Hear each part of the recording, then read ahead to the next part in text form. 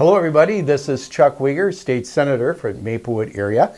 I'm very pleased today to have with me Gena Abrahamson. She's the principal of Carver Elementary School in Maplewood. Welcome. Thank you. And we have so many special schools in our area, but we wanted to really do a special shout out for your school because it's received for the second time a very prestigious award from the Minnesota Business Partnership.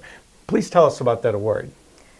Carver won the Minnesota Future Award 2 years in a row, which is unheard of, and they have 3 qualifications. It's for students, diverse populations, free and reduced lunch, and that are beating the odds with MCA test scores. And beating the odds is one of the key things because you have shown through your leadership and staff and parents that students can really beat the odds and achieve at a very high level. We have the students themselves believe they can do it, the teachers work hard at it, the families participate. It's not a perfect system, but we really work hard at it. Okay, and so the business partnership, they look at schools throughout our state and they want to recognize the exemplary efforts that are being done. And one of the key reasons on this is, well, the students are our future workforce. We want the best trained workforce. We have a very changing work situation in terms of what the new jobs are going to be. The employees, our whole population is much more diverse. Yeah, things are changing, and you're right on top of that. And in working with the Minnesota Business Partnership, they want to see best practices. So you've done it. What's the key to the success at Carver School?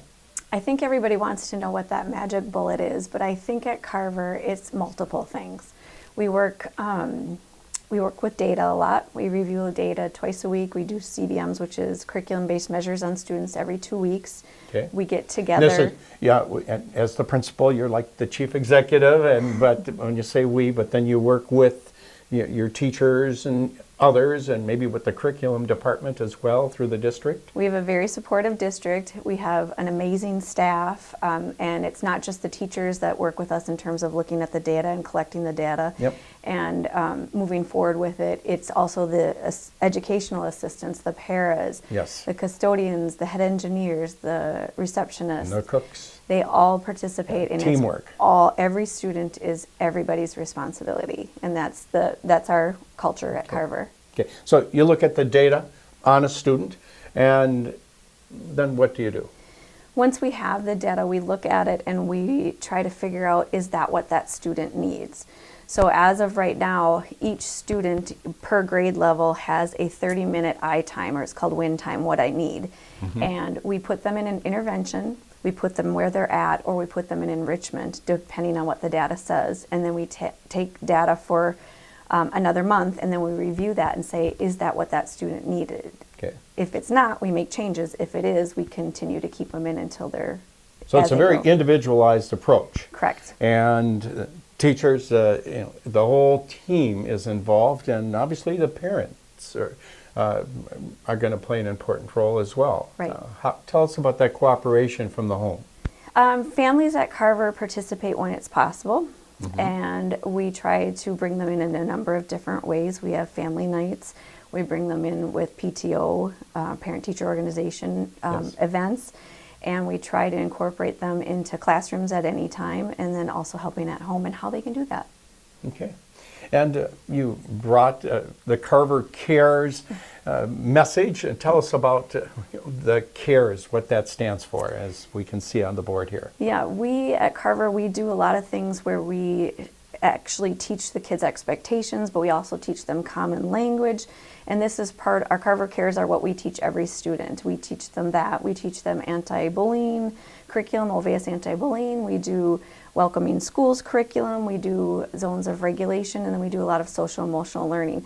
And it's so students have common language to use from kindergarten to 5th grade. And actually now we have a pre-K in our building, so it's pre-K to 5th grade. And it's expectations that we can reflect and the students can know with that common language, whatever grade that they're in. Great. And the public is, if you do not have kids going to the school or grandkids, relatives, you can be a volunteer, or you could stop by the Absolutely. school if you want to learn more, correct? We welcome that, yep.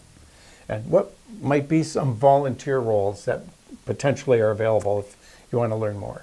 We have things in the media center, we have reading with students, we have small group work that they could come in.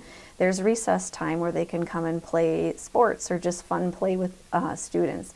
There's Okay. volunteer opportunities within the building at any level. Good. And there's a lot of large businesses. You're close to 3M We are. and many other businesses. How is that dialogue with them? This is an elementary school with early ed feed in, but the business community has an interest. We do. We work with 3M. They send employees over during their lunchtime and they teach small groups. They work with math groups in our building. They work with reading Wonderful. groups in our building. And the kids love it. They think it is absolutely the best thing when they have somebody from the community coming in or a business where they Yes. can learn and ask questions, but still have fun and get that one-on-one or small group with someone who's actually doing the work. Okay, well, thank you to the 3M, to all the volunteers that are part of it, and to viewers that would like to learn more.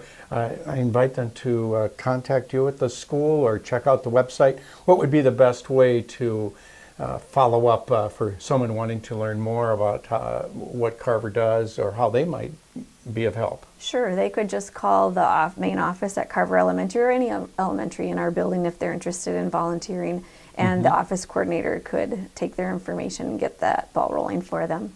Wonderful.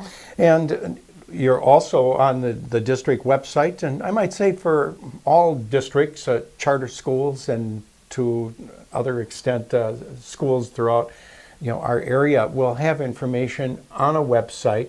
It'll show what the mission is for the school, volunteer opportunities. It will show progress that might be made on testing programs, what the goals are for that school as well. So we strongly encourage that. And just on a personal note, Gena, how long have you been a teacher and then now principal? I taught for 5 years, and then I went to North St. Paul High School as an assistant principal, so I've been in the district as an administration for 20 years.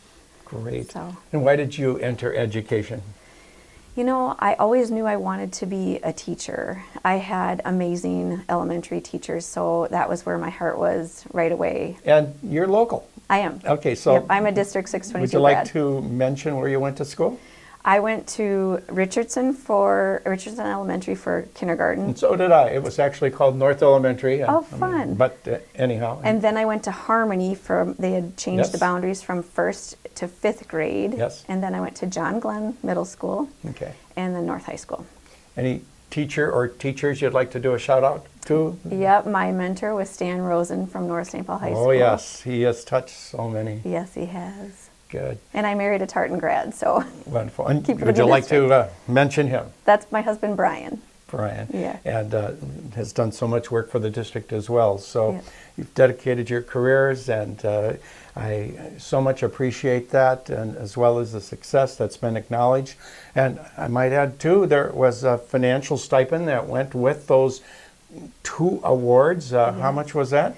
We received 2 $50,000 awards, which is $100,000. unheard of. Yes, So- yes. And then how did you decide the allocation of that? We worked with our leadership team. We started there, and we bought each classroom a built-in charger, which holds 10 laptop computers. We couldn't afford 10 in each classroom, so we did 5 in each classroom. Our site improvement plan was focusing on small groups, Yes. so we thought that was important. And getting students that individual or small group attention. Then we also bought social emotional calming bins for each classroom, and Great. those have been amazing because we teach their tools, not toys, Yes. and we teach students that what helps one student may not help another. That's why we have a bin of them. And then we also got zones of regulation so we can have that common language again for students for how do they get from zone to zone within even classrooms.